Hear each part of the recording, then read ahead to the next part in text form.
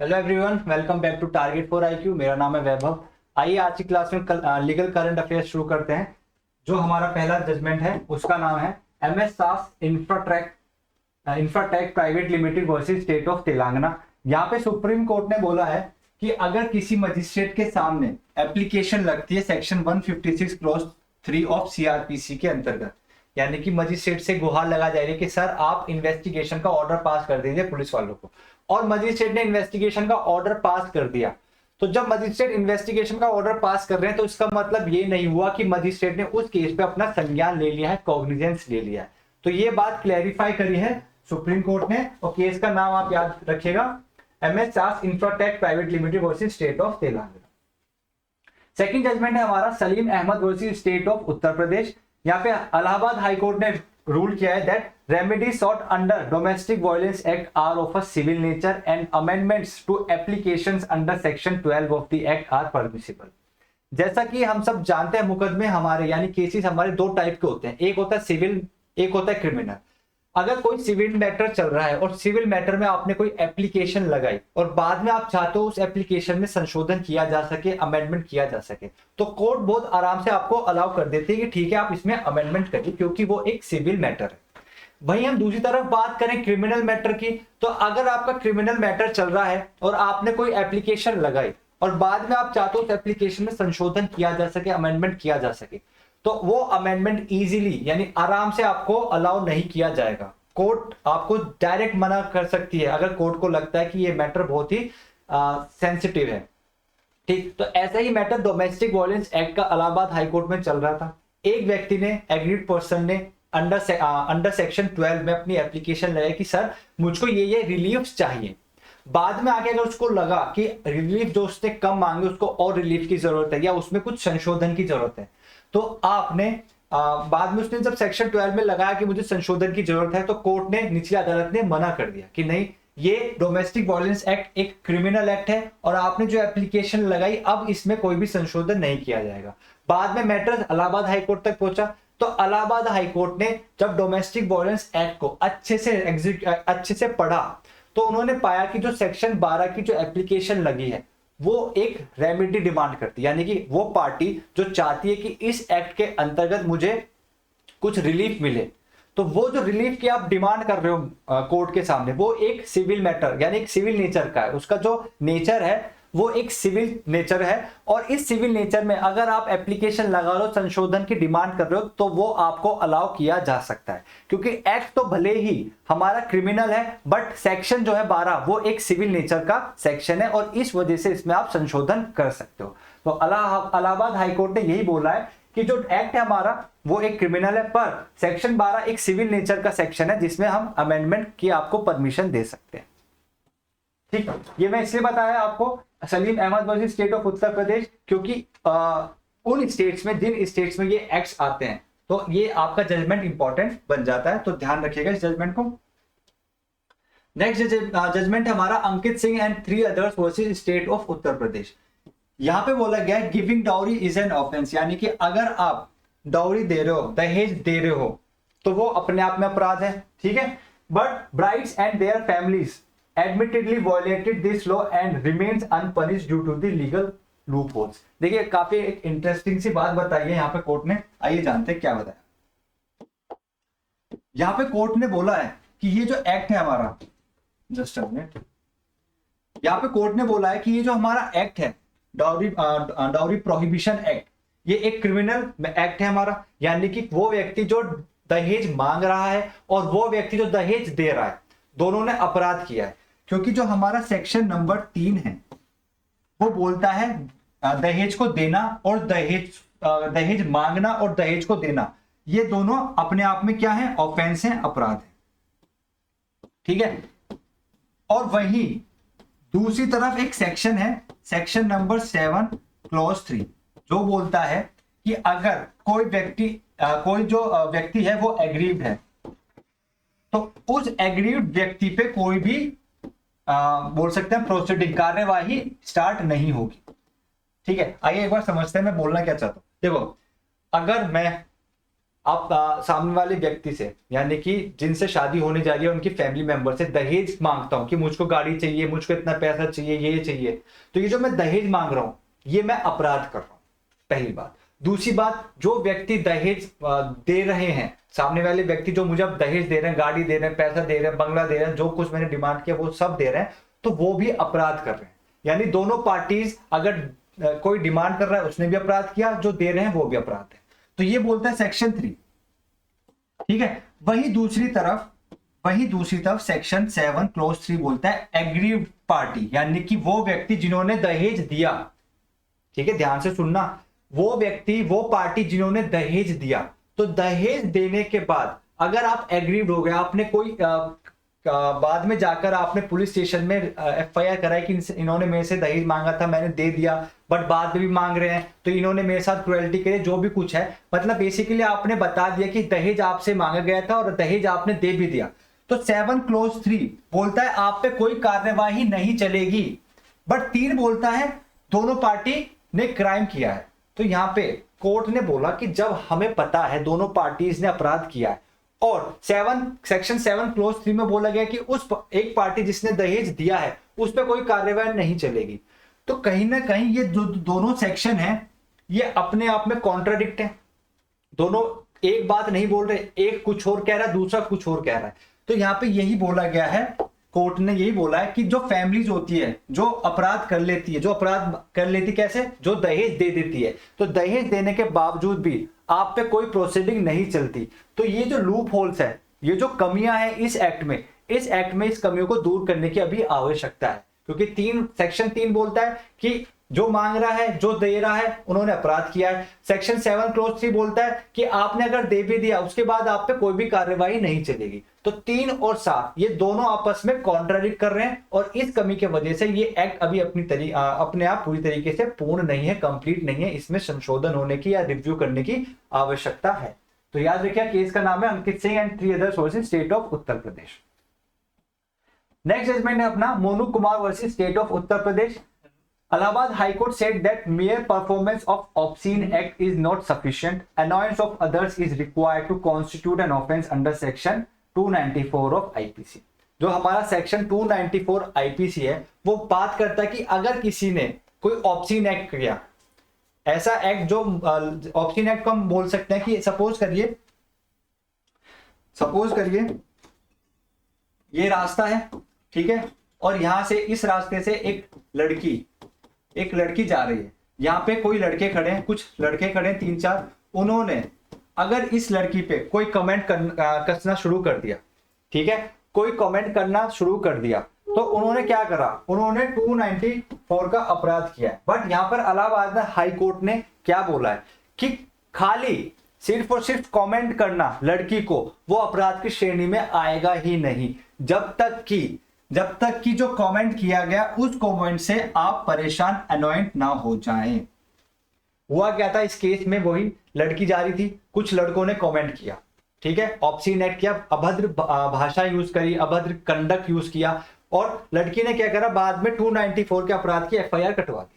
Case पहुंचा Allahabad high court तक।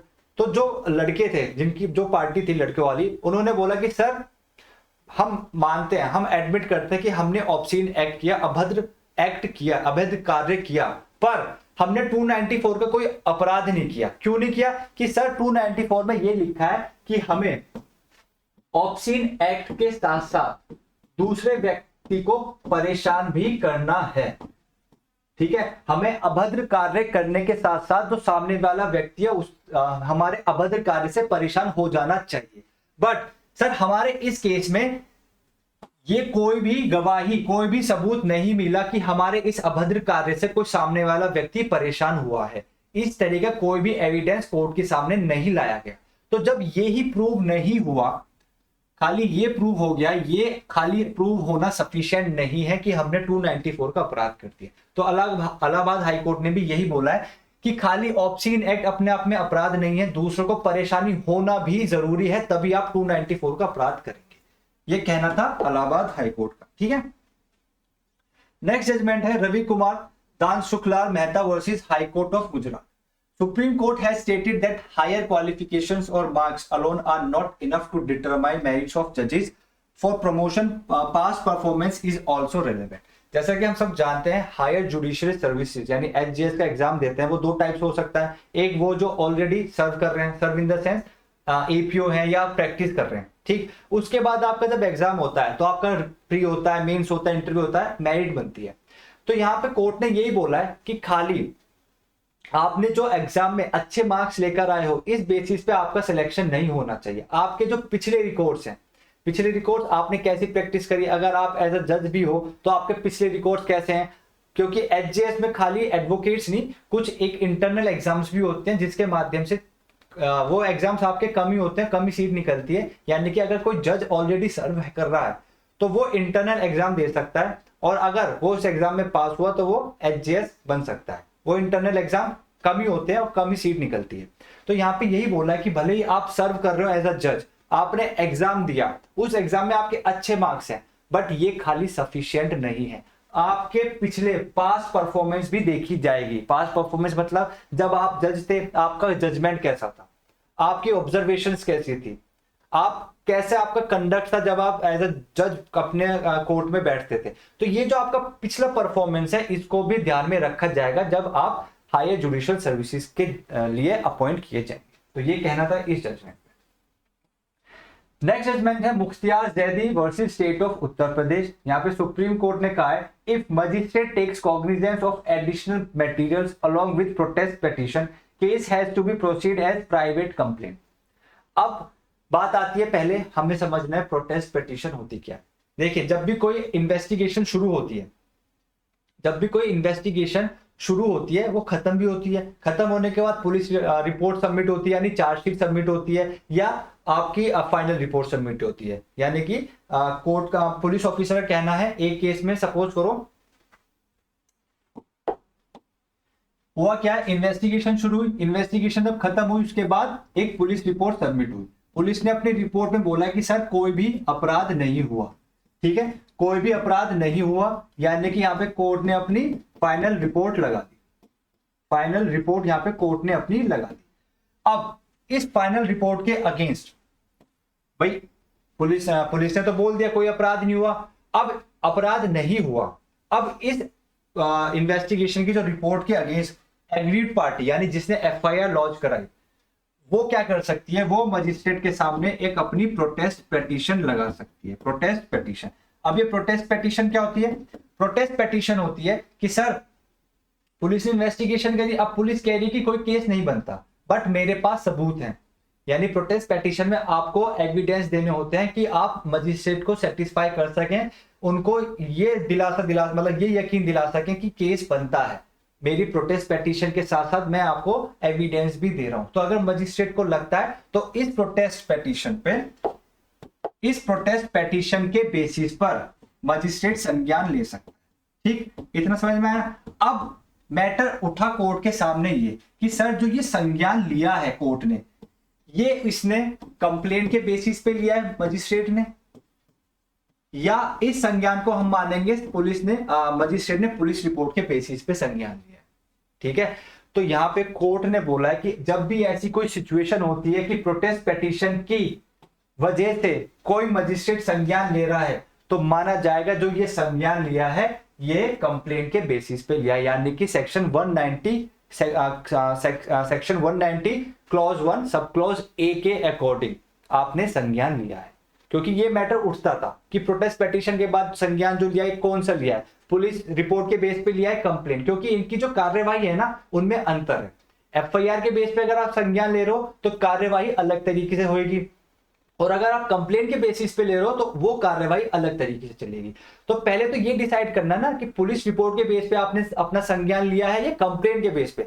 तो यहाँ पे कोर्ट ने यानी सुप्रीम कोर्ट ने क्लियर कर दिया है कि अगर प्रोटेस्ट पिटीशन के बेस पर आप संज्ञान ले रहे हो तो माना जाएगा आपने कंप्लेंट बेसिस पे संज्ञान लिया है, और कंप्लेंट किया प्रोसीडिंग्स चालू की जाएंगी। राइट, ये आपका थोड़ा लीगल करंट अफेयर थोड़ा ये वाला इंपॉर्टेंट है, तो आप ध्यान से सुनिएगा। कुछ टाइम पहले इंडियन मेडिकल एसोसिएशन ने गोवा में अपनी एक सेमिनार रखी थी, और उस सेमिनार में बेसिकली बात चल रही थी आपकी यूथेनेशिया से रिलेटेड। ठीक है, 2018 में यूथेनेशिया का टॉपिक उठा था, एक केस उठा था जिसमें कोर्ट ने बोल दिया था कि अब हमारे देश में जो पैसिव यूथेनेशिया है ये अलाउड है। ठीक है, जो हमारे देश में पैसिव यूथेनेशिया है वो अलाउड है। देखिए, यूथेनेशिया यानी कि ऐसी सिचुएशन की जब व्यक्ति डिमांड करे कोर्ट से कि सर मैं अब इस जीवन में जीना नहीं चाहता, मुझे प्लीज आप परमिशन दे दीजिए, मैं अपने आप को मारना चाहता हूं। ठीक है, तो पहले तो अलाउड नहीं था कि कोई व्यक्ति अपने आप को सुसाइड कर ले, अपने आप मृत्यु दंड ले ले, अपने आप मर जाए, ये बिल्कुल भी अलाउड नहीं था। बट 2018 में सुप्रीम कोर्ट ने बोल दिया था कि ठीक है हम अलाउ करते हैं, बट हम कैसा अलाउ करेंगे, हम करेंगे पैसिव यूथेनेशिया। पैसिव यूथेनेशिया क्या होता है? पैसिव यूथेनेशिया होता है, देखिए यूथेनेशिया दो तरीके से हो सकता है, एक हो सकता है एक्टिव यूथेनेशिया और एक हो सकता है आपका पैसिव यूथेनेशिया। ठीक है, एक्टिव यूथेनेशिया कैसे? सपोज करो कोई अगर बीमार है और वो सालों साल से हॉस्पिटल में है या घर में ही है, बट वो बीमार कंडीशन में लेटा हुआ है, अब वो उसकी कंडीशन ऐसी आ गई कि वो ठीक ही नहीं हो सकता, तो वो कोर्ट से डिमांड कर सकते हैं सर मैं मरना चाहता हूं, मुझे अलाउ करो। ठीक, तो दो तरीके से व्यक्ति मर सकता है, मेडिकल, अगर वो मेडिकली वो फिट नहीं है, ठीक नहीं है। ठीक, पहला है एक्टिव यूथेनेशिया, यानी कि अगर डॉक्टर साहब चाहे तो उसको जहर का इंजेक्शन दे सकते हैं, वो सीधा मर जाएगा। ठीक है, दूसरा है पैसिव यूथेनेशिया। पैसिव यूथेनेशिया बात करता है उस सिचुएशन की जब कोर्ट डॉक्टर आपको जहर तो नहीं दे रहा है, बट जो आपके लाइफ सपोर्ट्स हैं, जैसे अगर आप आईसीयू में हो तो आपके ऑक्सीजन को बंद कर देना, आपकी दवाइयां बंद कर देना। ठीक, यानी कि अब आपको डायरेक्ट तरीके से नहीं मारा जा रहा, जहर के माध्यम से नहीं मारा जा रहा, अब आपको सपोर्ट दे रहा था, जो आपकी लाइफ बढ़ा रही थी चीजें, दवाइयां, ऑक्सीजन, अच्छी केयर, प्रोटेक्शन, वो अब बंद कर दी जाएगी और आप फिर बाद में मर जाएंगे। तो ये जो चीज थी पैसिव यूथेनेशिया, ये हमारे देश में लीगल थी 2018 से। अब इसी चीज को लोगों में अवेयरनेस लेकर आना, इसी चीज को इंडियन मेडिकल एसोसिएशन ने गोवा में सेमिनार रखी और उस सेमिनार में कौन गए? हमारे जस्टिस एमएस सोनक। ठीक है, हमारे जस्टिस एमएस सोनक उस सेमिनार में गए और उस सेमिनार में यूथेनेशिया के बारे में लोगों को अवेयर किया। अब अवेयर करते हुए मिस्टर जस्टिस एमएस सोनक जी ने क्या करा? गोवा में अपनी पहली लिविंग विल बना दी। गोवा में अपनी पहली लिविंग विल बना दी। मतलब लिविंग विल का मतलब जस्टिस एमएस सोनक जी ने कहा कि मैं अभी से एक विल तैयार कर रहा हूं कि इन फ्यूचर अगर कोई ऐसी सिचुएशन आती है कि मैं हॉस्पिटलाइज्ड हो जाऊं, मैं अब ठीक ही नहीं हो सकता और मुझे मैं 2-3 साल या बहुत सालों से ऐसी पड़ा हूं, मेरी ठीक होने की कोई भी संभावना नहीं है, तो अगर ऐसी सिचुएशन आती है तो मेरे पास पूरा अधिकार है कि मैं पैसिव यूथेनेशिया को यूज करते हुए मुझको मार दिया जाए। तो ये आप जिंदा रहते रहते अगर यूथेनेशिया अडॉप्ट करना चाहते हो कि फ्यूचर में अगर मेरे साथ इन केस होता है तो मुझे अलाउ कर दिया जाए पैसिव यूथेनेशिया। तो ये जो बिल बनती है इसको बोलते हैं लिविंग विल। तो याद रखना, गोवा में पहली बार लिविंग विल किसने करी? अपनी जस्टिस एमएस सोनक जी। तो ये आपका लीगल करंट अफेयर हो सकता है आपके अपकमिंग एग्जाम से रिलेटेड। मिलते हैं नेक्स्ट वीडियो में, धन्यवाद।